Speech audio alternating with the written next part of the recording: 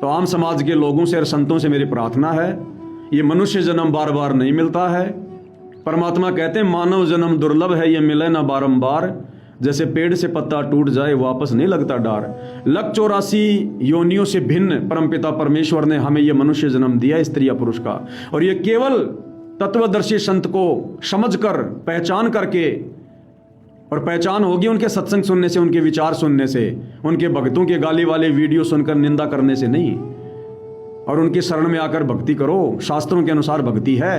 अगर एक भी शब्द सतगुरु रामपाल जी का जो उन्होंने सत्संग किए हैं अगर गीता और वेद के विरुद्ध हो तो साबित करो, अन्यथा भाई अपनी आत्मा का कल्याण कराओ। ये 4 दिन की चौधर है, ये 4 दिन की चौधर है। ये परमात्मा कहते हैं तारों बीच बैठकर चांद बड़ाई खाए, और उदय हुआ जब सूरज का शो तारों छिप जाए। रात्रि के समय तो चांद भी तारों के बीच में महिमावान होता है, क्योंकि तारों की रोशनी कम होती है, चांद की ज्यादा होती है। तो ये जितने भी संत महात्मा हैं ये केवल चांद की तरह चमक रहे हैं।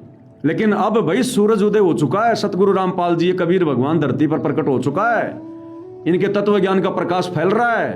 और जिस प्रकार सुबह सूर्य जब उदय होता है, जब सूर्य की रोशनी अपने शिखर पे होती है, वो तारे तो दिखाई भी नहीं देते और चांद की रोशनी फीकी पड़ जाती है।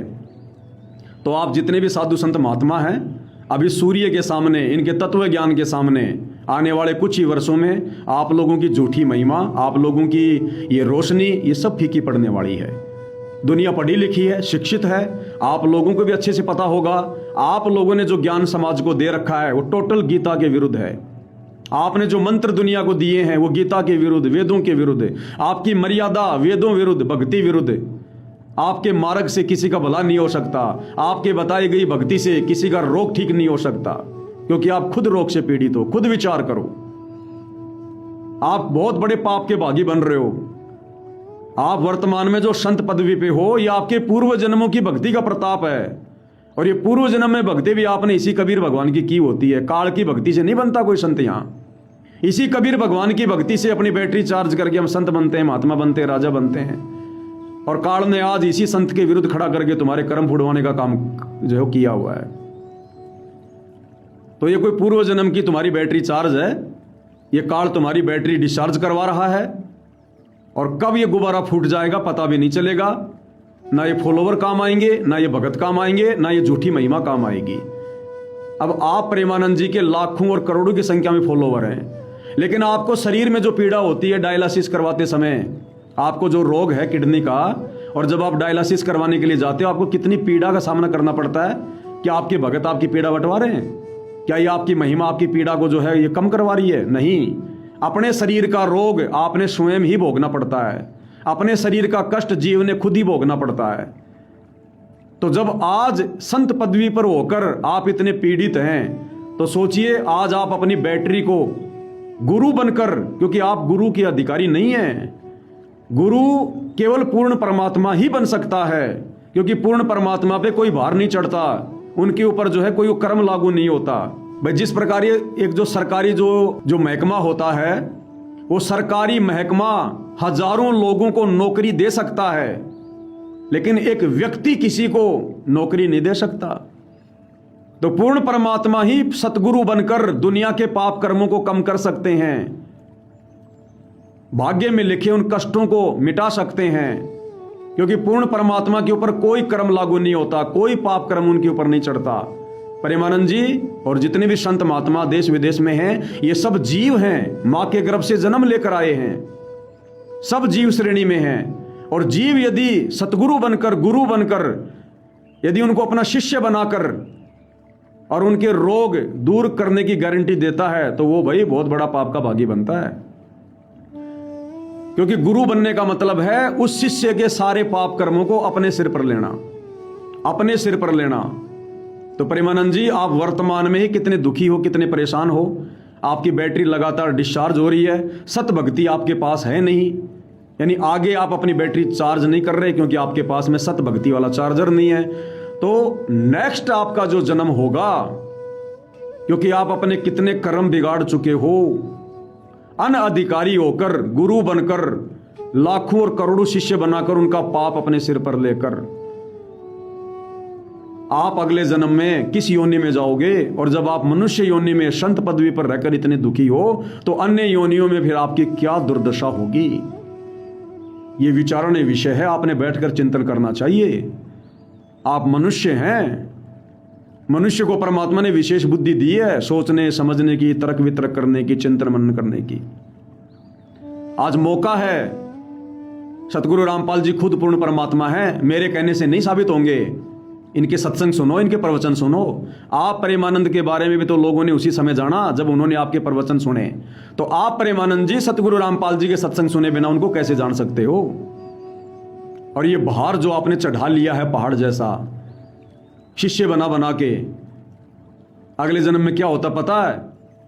आप जैसे गुरु मरने के बाद बनते अजगर, और वो जितने भी शिष्य वो बनते चींटी, क्योंकि उसने गुरु बनकर उन शिष्यों को जीवन को नरक बना दिया।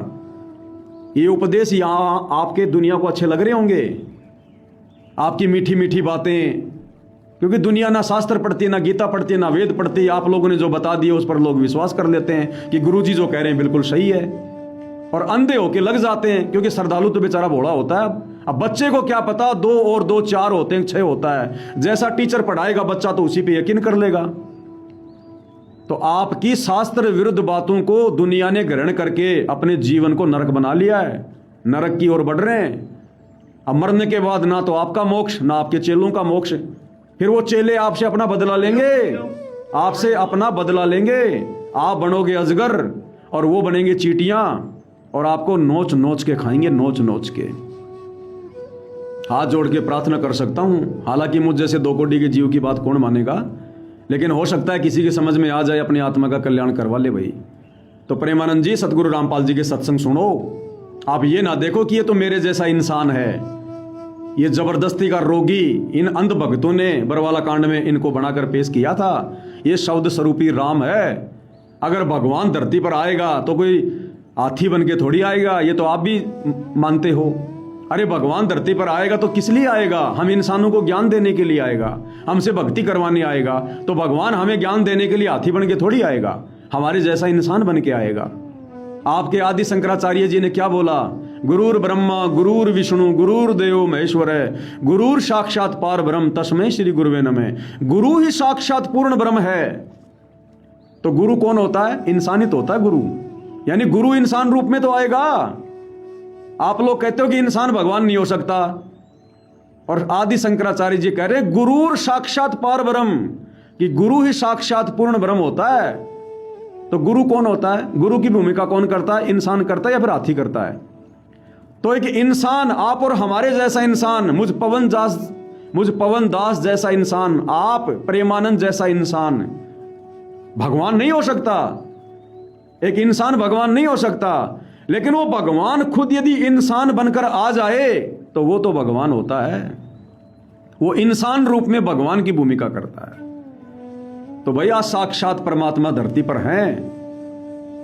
इस मान अभिमान को छोड़कर, इस मान बड़ाई को छोड़कर, ये चेले किसी के काम नहीं आते।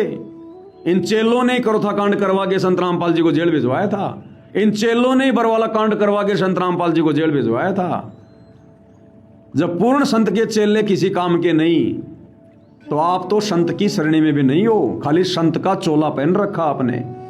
आप संत की इस पदवी के आसपास भी नहीं हो। आप संत कहलाने के अधिकारी नहीं हो, क्योंकि संत वो होता है जो समाज को सत मार्ग दे, शास्त्र अनुकूल साधना दे, लोगों के जीवन को स्वर्ग बनाए। आप तो लोगों के जीवन को नरक बना रहे हो।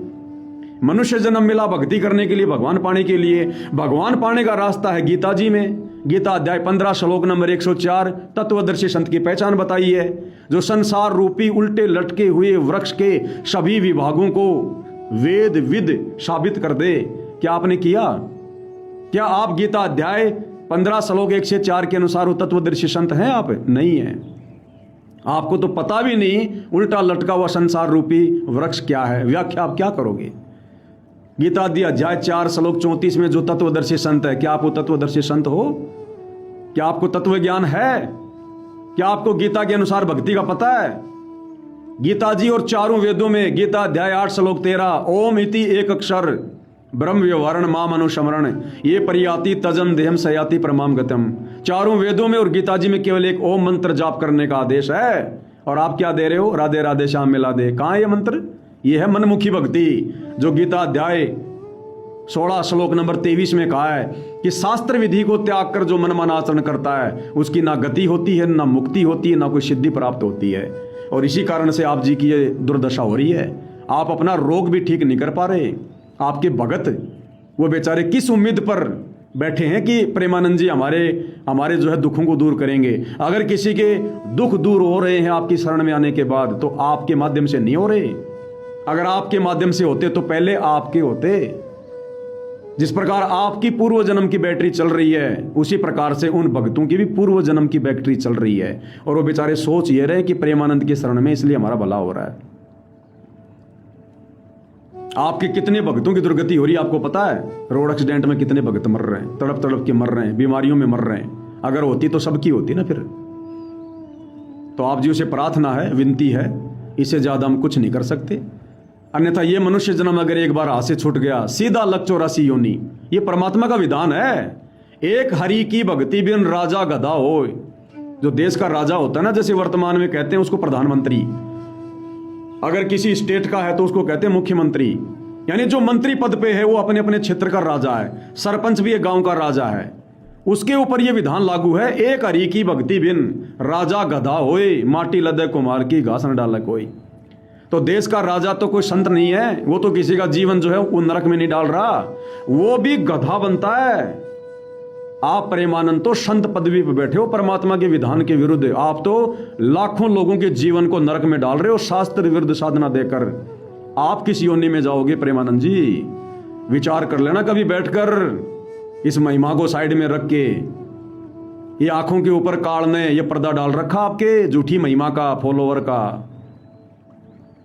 थोड़ा विचार कर लेना इन बातों पे। और ये विचार सतगुरु रामपाल जी के सत्संग सुने बिना नहीं हो सकते, चाहे कोई कितना ज्ञानी और महाध्यानी समझे अपने आप को। केवल प्रार्थना है, विनती है, मानने वाले तो कहां हो, लेकिन कहना हमारा फर्ज है।